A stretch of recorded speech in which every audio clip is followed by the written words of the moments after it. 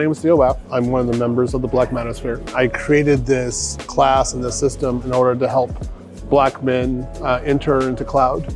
As far as I'm concerned, there was no reason for Black men to not be working cloud, and I was sick and tired of Black men in particular doing low-level IT work and not excelling in cloud as they should. So I created this system, this class, everything, in order to help them retain the jobs that they should be working.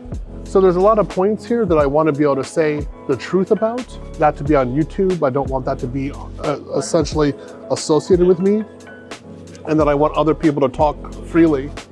So it's better to get a conclave going and actually talk face to face.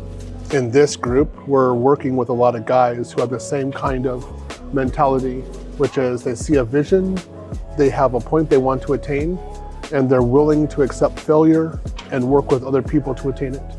So as long as they're able to do that, we're good.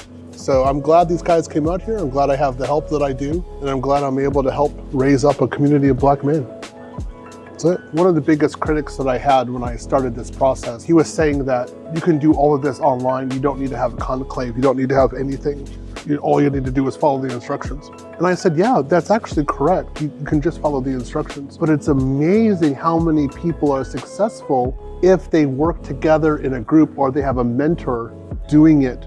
Then they go much further. Why not do the group and get the results? Let's actually do it that way. He was so ticked off. Oh, I can do it this way and that way.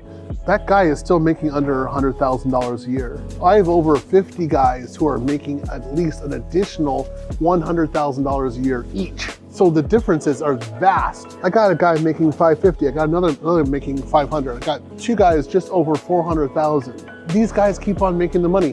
Why? Because they followed the process. They're engaged in group work. They followed a mentor. They got mentoring, and then they were able to blossom and grow. Plus, they didn't have anyone opposing them.